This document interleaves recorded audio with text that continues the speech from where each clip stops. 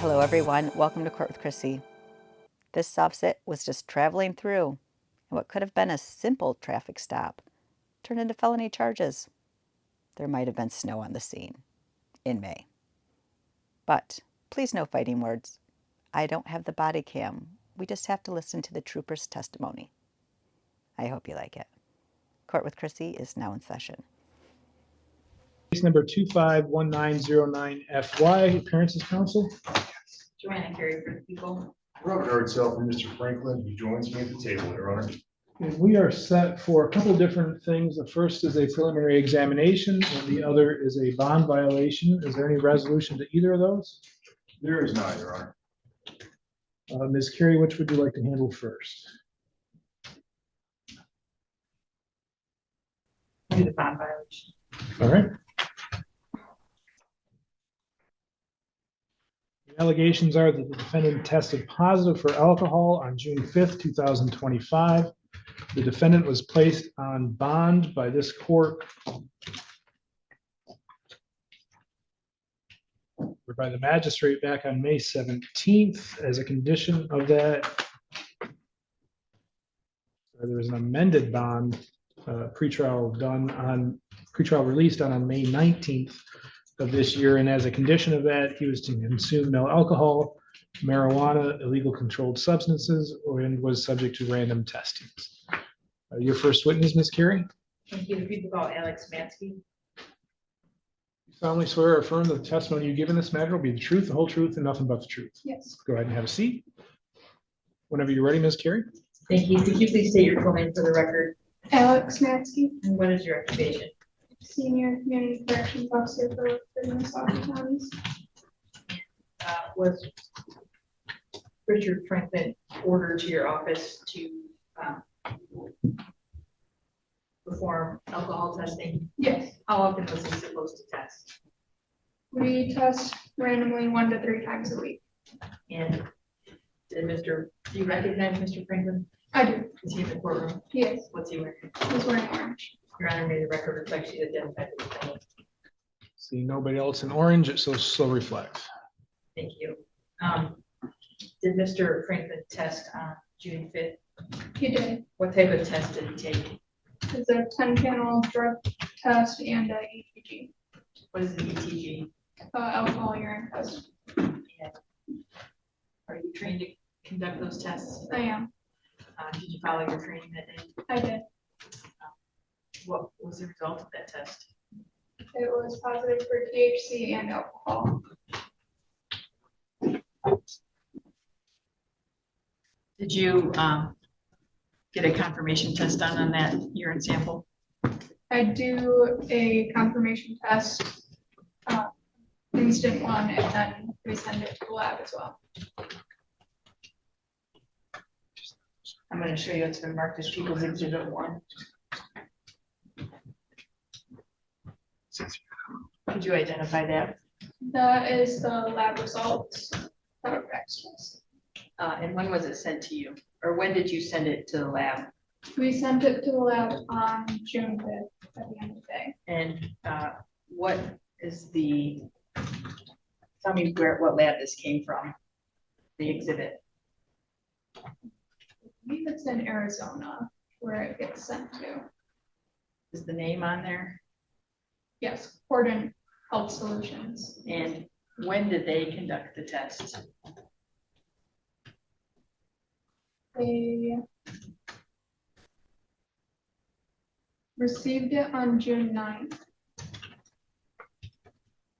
And they reported, I don't know, reported means tested on June 10th. Their report date is June 10th. Correct. And on that exhibit, who was the subject that they tested? Richard Franklin And what is the result of that test? is positive for ethyl fluoride, which is the ETG test, and ethyl sulfate. Is that alcohol? It's in alcohol, yes. Thank you, Your Honor. That is for admission of People's Exhibit 1. Mr. Hartel. No objection, Your Honor. One is received. And the condition of his bond was not to consume alcohol or THC, correct? Correct. I don't have any further questions. Mr. Hartel? Just a few, thank you, Your Honor. Ma'am, when you give these, it's a urine test, correct? Correct. When you do that, can you describe the steps and procedures in that?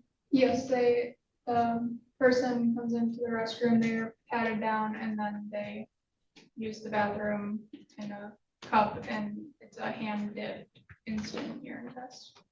The items that you send to the lab, do you seal it at any point before sending it to the lab? We do that in front of the defendant. They sign off on the proper transportation paperwork, and then a sticker that they sign is put on the bottle that's sent to the lab.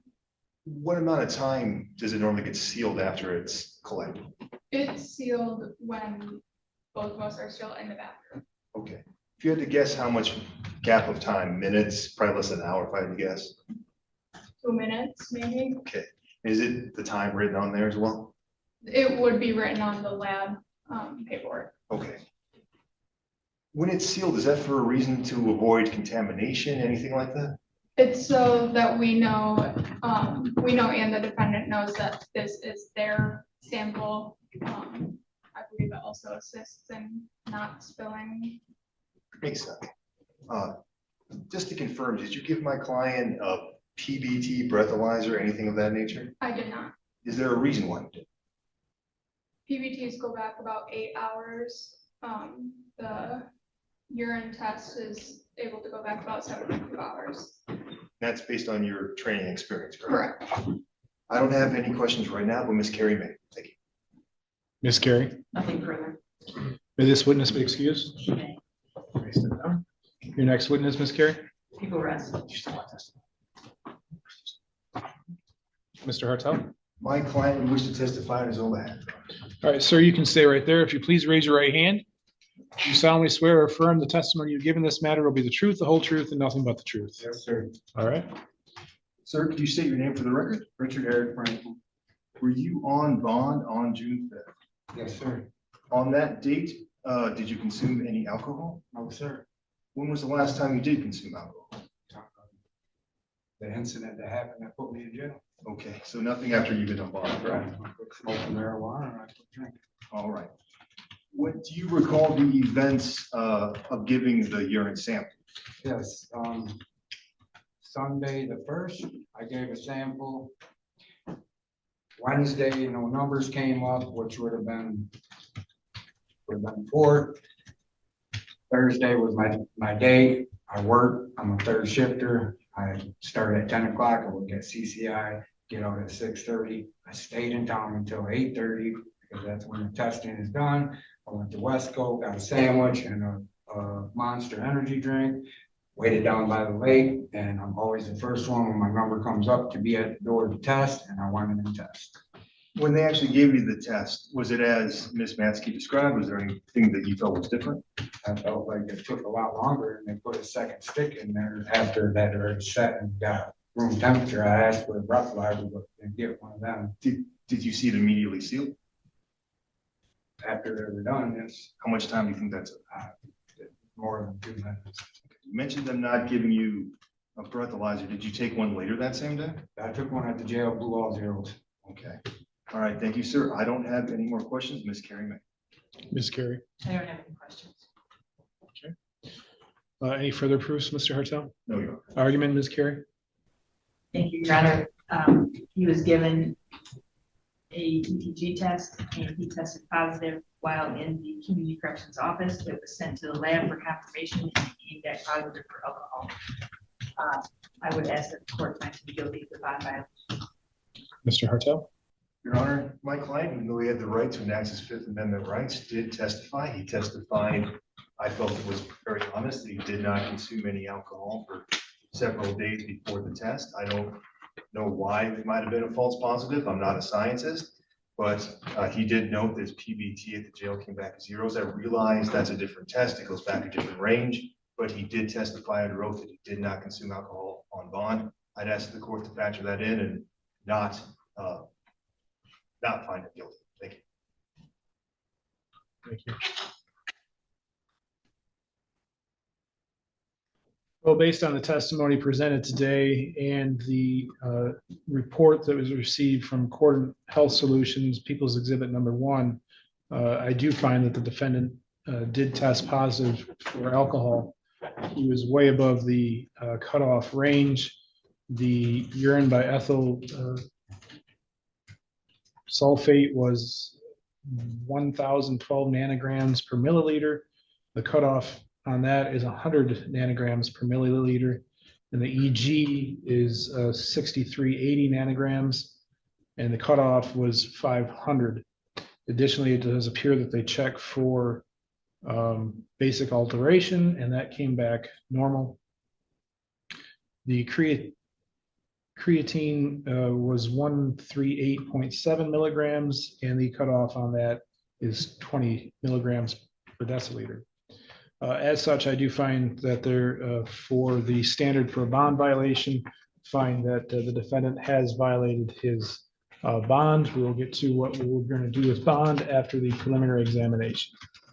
Ms. Query, your first witness in that phase. And I should say we're here for for 3 counts, I believe it is, but only 1 count, count number 1, the police officer, is it assault, resist, and obstruct is the subject of today's preliminary examination. Your Honor, I don't doubt Ms. Carey's already done so. Wish for the record, can we sequester all witnesses?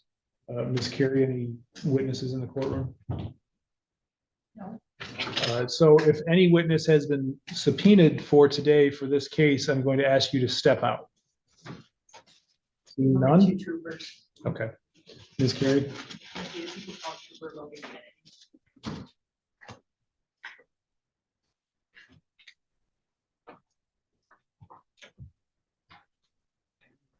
Trooper, do you solemnly swear or affirm the testimony you give in this matter will be the truth, the whole truth, and nothing but the truth? I do, sir. Go ahead and have a seat. Whenever you're ready, Ms. Carey. Trooper, could you please state your full name for the record? Logan Kennedy. What is your occupation? I'm a trooper with Michigan State Police out of Cavalier Post. And were you working on May 16th of this year? Yes, I was. Recall what you're doing about 9:30 that night? We were on road patrol, man. Where? We were in Herring Township in Webster County. Were you alone or with somebody else? I was with Trooper Hoffmeister. Did something catch your attention at that time? Seen a defective equipment violation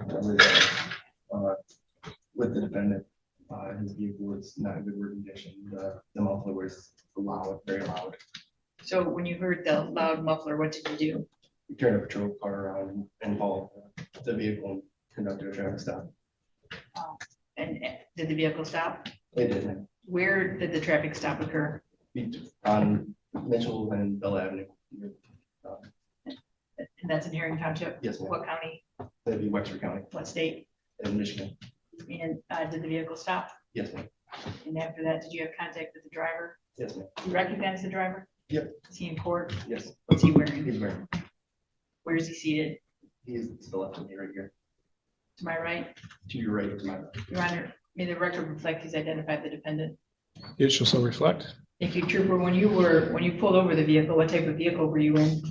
I was in a marked patrol car in a blue Tahoe. Michigan State Police Tahoe. Fully marked? Yes, ma'am. And what were you wearing? I'm wearing the uniform that you see today. Was anyone else in the defendant's vehicle? No. I was alone, actually. Describe your initial contact with the defendant.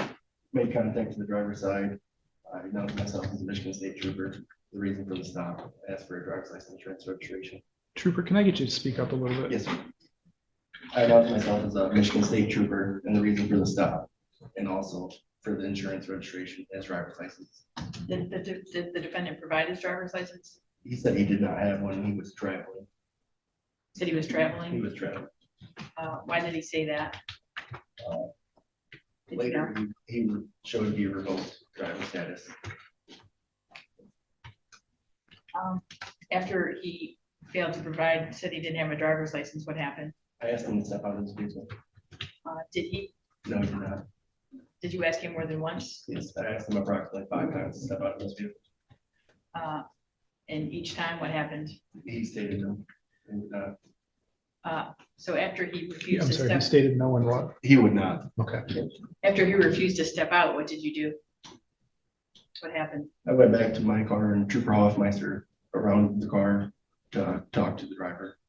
Okay. And after Trooper Hoffmeister spoke with the defendant, what happened? Trooper Hoffmeister asked 5 times approximately as well. Trooper Hoffmeister also asked for additional units. I grabbed my baton and we told him that he was gonna be under arrest for honor no. When I broke out his window. When you were speaking with him, you broke out his window, was it rolled up at that time? Yes, ma'am.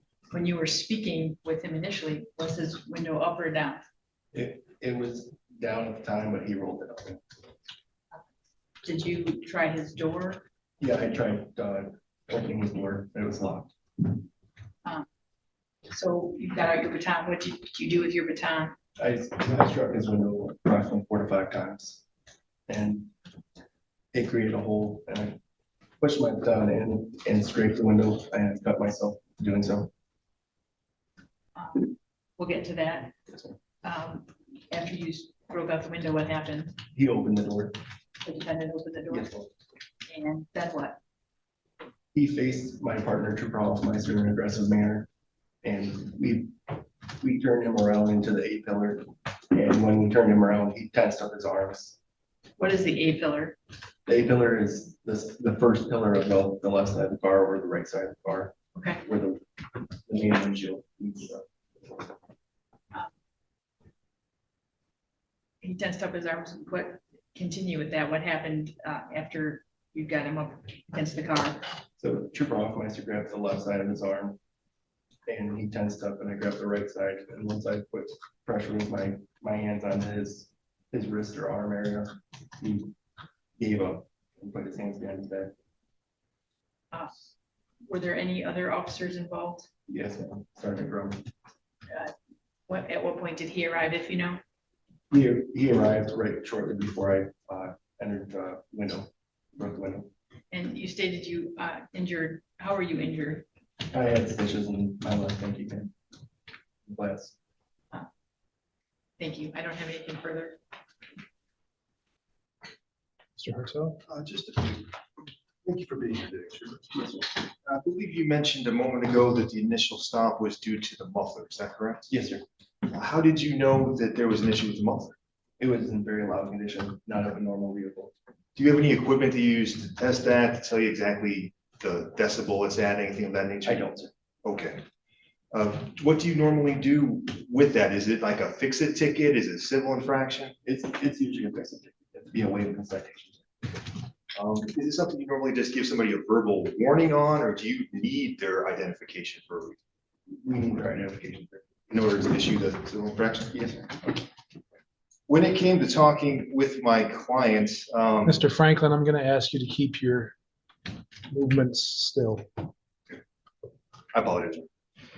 Sir, when it came to talking with my client, at any point, did he tell you or anyone else that you could hear that he felt unsafe, uncomfortable, anything of that nature? I don't recall that, no, sir. Okay.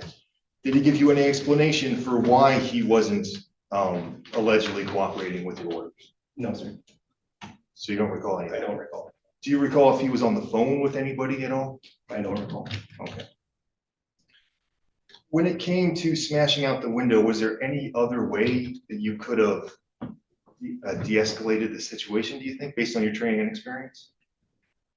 We could have waited longer, but it's gonna be the same factor. Do you recall him asking to talk to somebody's supervisor? Yes, sir. Whose supervisor did he ask to speak with? He asked to speak with our supervisor, sir. Okay, did your supervisor end up arriving to speak with him? No, sir. Did you attempt to reach out to the supervisor? No, sir. Was there a reason why you did not do so? Usually we do not have to have our supervisor come out, traffic stop, sir. Is there any internal policy for if somebody requests the supervisor what to do in those situations? I'm unsure of that, sir. Okay. When you say that my client reacted in an aggressive manner, I know that could mean different things to different people. Could you tell us what you mean by that? Yeah, he squared up and made a statement. I'm unsure of the statement that he said. Okay, I appreciate My partner could relate that. Well, that's why we have multiple witnesses. I know you mentioned that you felt that he was tensing up. Based on your professional experience, was this, I guess, based on your recollection, was this when you were removing him from the vehicle? No, this is when we were trying to put him into handcuffs, sir. Okay.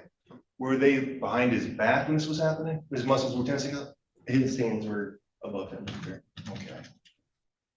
he state in any way that he was in pain, discomfort, things of that nature? Not that I recall, sir. All right, I can't think of any other immediate questions. Ms. Carey may ask a follow. Thank you, Trooper. Ms. Carey? Nothing further. Trooper, when you were asking him to get out of the vehicle, if you said this, I apologize, what was the purpose for that? He wouldn't provide his information for me. Thank you. Does that raise any other questions from either council? No. Just very briefly, when you, had he confirmed his name for you at least at that point? Not at that point. No. Okay, so you just knew he didn't have a license? Yes, sir. Okay. Did you attempt to run his plates to see the name of the person who the plates came back as, anything of that nature? I'm unsure if my partner did. Sir. I believe you mentioned that he did voluntarily come to a complete stop, correct? Yes, sir. All right.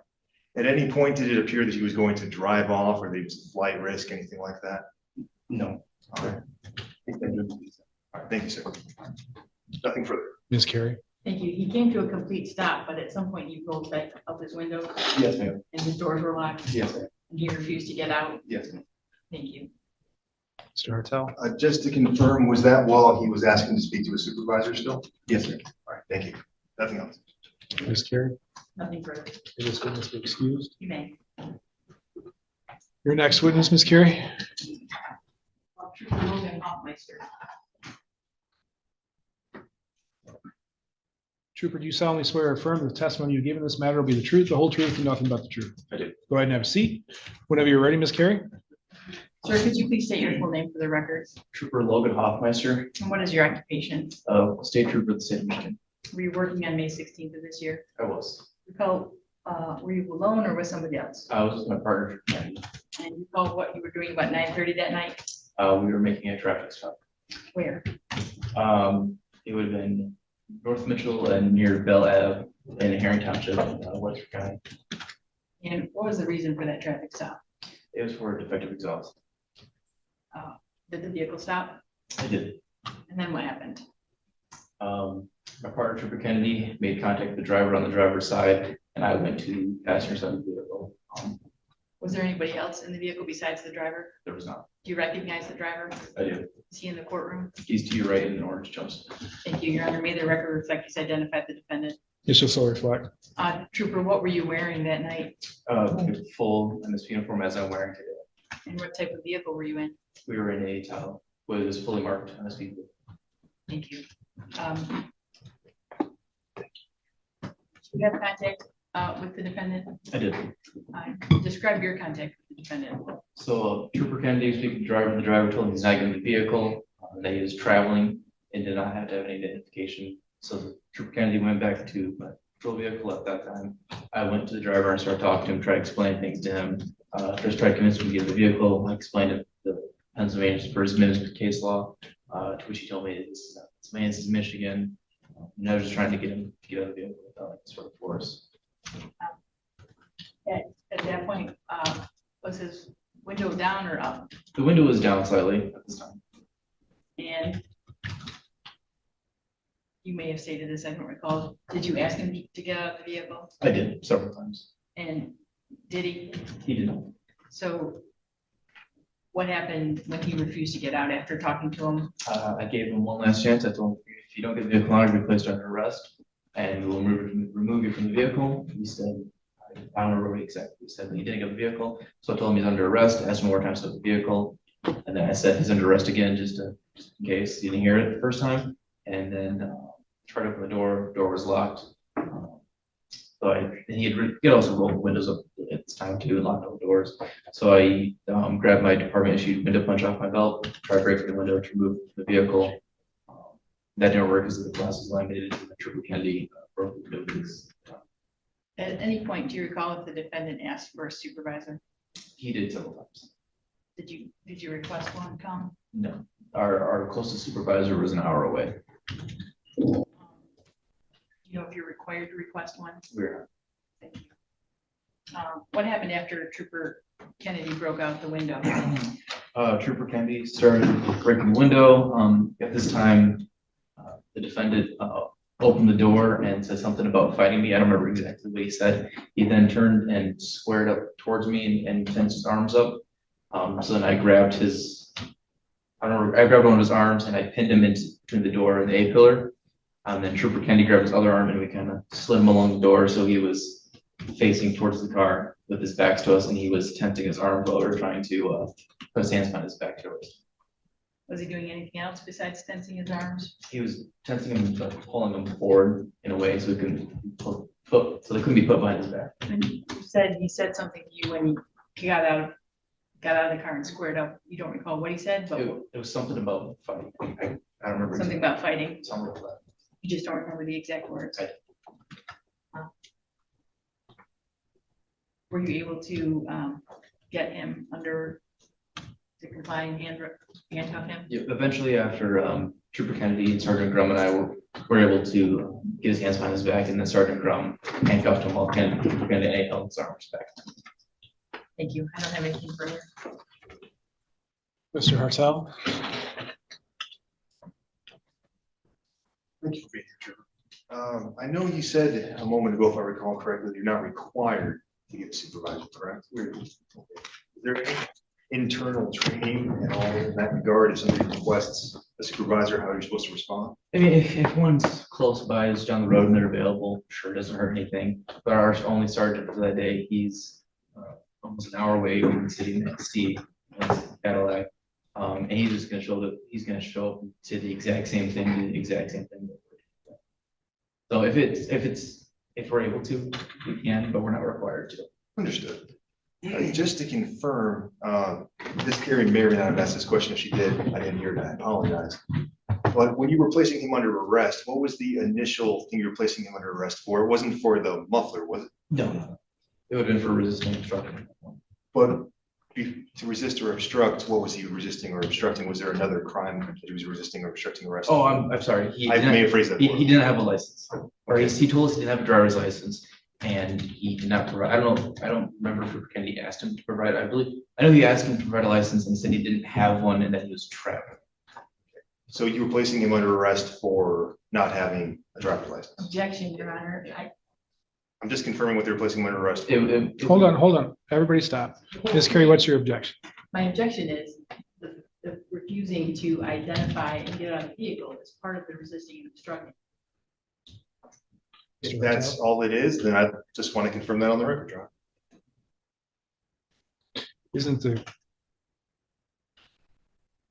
Well, I think he's testified he was being placed under arrest because he was operating without a license, correct? That's what I heard. I just wanted to make sure I was on the same page.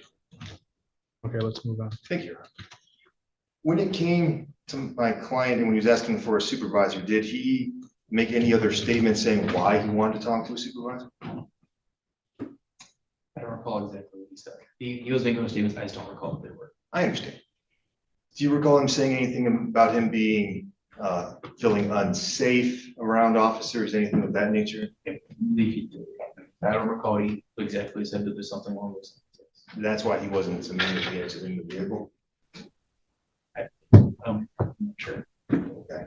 Well, I appreciate your honesty, officer. And just to confirm, this was parked on the side of the road, was it? No, he pulled into the parking lot and it would have been Enterprise car rentals. Okay. But it was at a complete stop? It was. And it didn't appear that it was about to speed off or anything of that nature, correct? It doesn't have to be that. Okay. I'm sorry, what was the question? Oh, that it didn't appear that he was about to drive away. Okay. I may have phrased it slightly different. That's what I meant to ask. And I do believe you provided an honest answer. True. All right. I don't have any more questions at this time. Ms. Carey may. Ms. Carey, I don't have anything further. may this officer be excused? You may. You may step down. Any further proofs, Ms. Carey? No, thank you. Any proofs, Mr. Hartel? Your Honor, I've been advised by my client that we may have a witness here that I wasn't previously aware of, my client's wife. If I could have a minute to regroup with her before I decide if I want to put her on the stand. What's the proffer for her as a witness? Because of a theory of the defense being she was on the phone with my client and would have overheard him making statements that the trooper said they could not recall. Would that not be hearsay? They'd be my client's statements. He's a party opponent. I believe it'd be appropriate for that situation. But they're being, well, Ms. Carey, Well, I object because there's no proof that they were on the phone. I don't know if they were on the phone. Or Would not her testifying be in his defense, so that is not a party opponent, that's not an admission by a party opponent, that's an admission by the party. So therefore, I believe it's hearsay, and I won't allow that testimony. In that case, Your Honor, my client enacts his Fifth Amendment rights. We have to prove it. Okay. Ms. Carey, any argument? Thank you, Your Honor. I would ask that the court find him over as charged for the resist and obstruct. He admitted he didn't have a driver's license. He refused to get out of the car so that officers could identify him and continue their investigation. He continually refused to the point where they had to break open his window, and then he voluntarily got out, and the Trooper Hoffmeister testified that he believed that he said something about fighting him, and was not cooperative when they went to handcuff him. I think we have met the burden for probable cause, and that's the court find it over. Mr. Hartzell? Your Honor, I'd ask the court not to find it over. When it comes to my client maybe saying something about fighting but not knowing the details, that for all we know would have meant just, I'm going to fight the charge. We don't know. When it comes to him asking for a supervisor and not immediately exiting the vehicle based on testimony of the officers, there was testimony they requested a supervisor. Yes, there was additional testimony to their internal policies and why that was the way that they did it. But at least with the second trooper, I apologize. The second trooper, I do believe he testified that my client said something in general about feeling unsafe, things of that nature, but not remembering all the details. Both officers testified it didn't appear my client was going to leave and that he had pulled over voluntarily. Even though my client has enacted his Fifth Amendment rights, so I won't try to go inside his head beyond what we heard in the testimony, it does appear that somebody voluntarily came to a stop, felt unsafe, was requesting a supervisor, and anything that people aren't sure exactly what was said, I'd ask the court not to factor that in. It might not be the most ideal situation, but I don't believe that he was intentionally resisting or obstructing an officer. Thank you. Ms. Carey, any rebuttal? I think he was intentionally resisting and obstructing a police officer, two of them actually, by rolling up the window and locking the doors, refusing to get out, refusing to identify himself, and then again, resisting being handcuffed once he got out of the vehicle. We don't know what his intentions were, why he wouldn't get out, there's no testimony except he said to the officers something about feeling unsafe, but that's not a reason not to follow their orders, and he did not. In fact, he escalated the situation, so I would ask the court to find it over.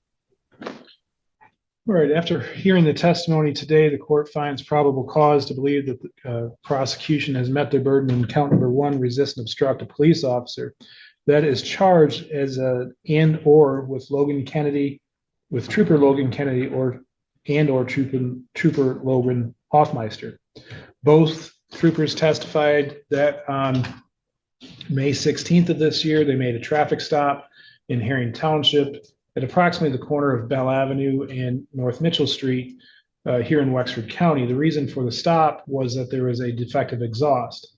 It is clear that case law allows a stop to occur, and then that morphs into other investigations as the time progresses. In particular, in this case, he was stopped for the defective exhaust, but quickly became that he was operating without a license and that he essentially declared sovereign citizen status.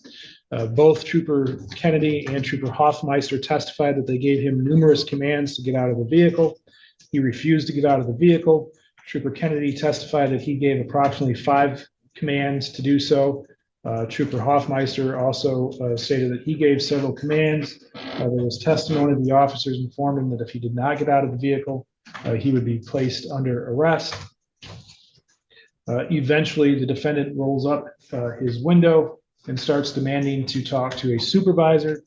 It gets to the level that both troopers attempt to knock out the window, with Trooper Kennedy being successful at that. And then Trooper Kennedy testified that he had some injury from interacting with the window. After being taken out of the vehicle, the defendant then tenses up so he cannot be placed into handcuffs. Additionally, there was testimony that in regards to Trooper Hoffmeister, there were some sort of words, even though the exact wording couldn't be remembered today, but the court can classify those as fighting words, and then the defendant attempts to what's commonly referred to as square up with him. He has to be placed against the A pillar of the vehicle, and yet a third officer, Sergeant Grum, has to place him in handcuffs. I find that the commands given to Mr. Franklin that day were lawful. The troopers were acting in their lawful capacity, and that he refused to follow those orders. As such, I hereby bind the defendant over. Anything to address before I sign the bind over? Yes, Your Honor. I'd ask the court to address what to do with bond if we could. The objection is carried. Mr. Hartzell? Yes, Your Honor. I'd ask the court to consider allowing my client to have a bond still instead of merely a remand. I do believe that would be appropriate. I know there's been a finding in the situation. Just so the court is aware, the blood results on the alleged drunk driving had come back. I know that wasn't brought up because that wasn't part of what was going to be found up. They came back below a legal limit at a 0.02. I believe, therefore, it'd be appropriate to remove any drug or alcohol testing because that was the basis for that, if I recall the arraignment correctly.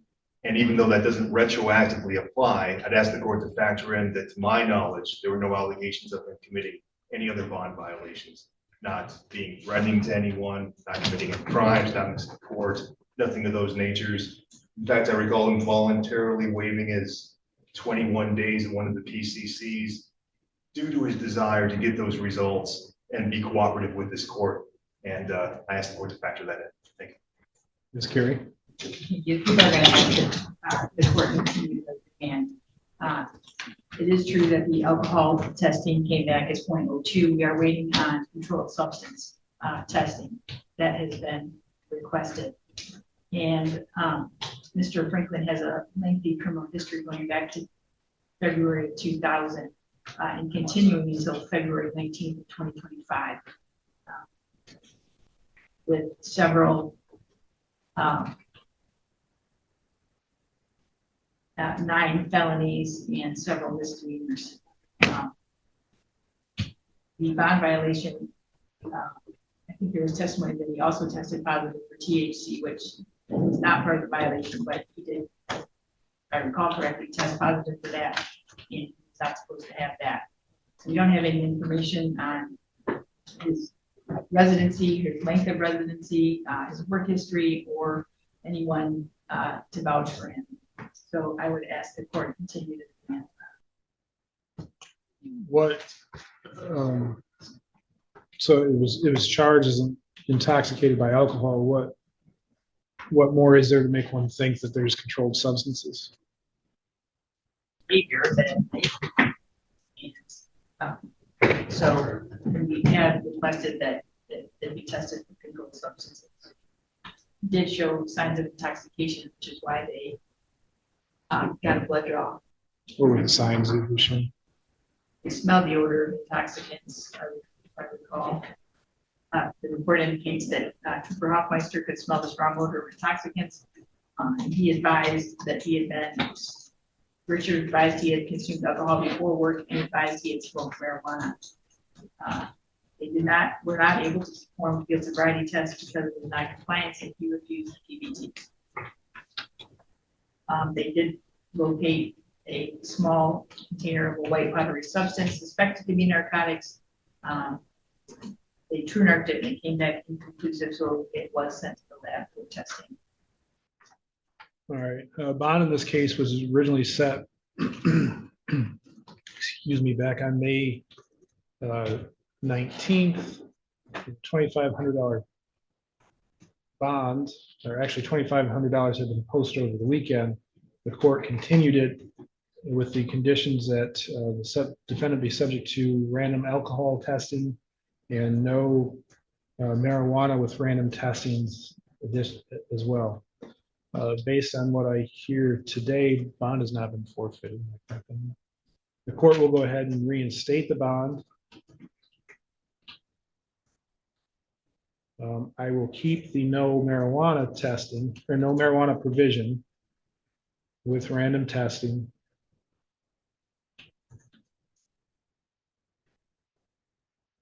But I will remove the alcohol testing.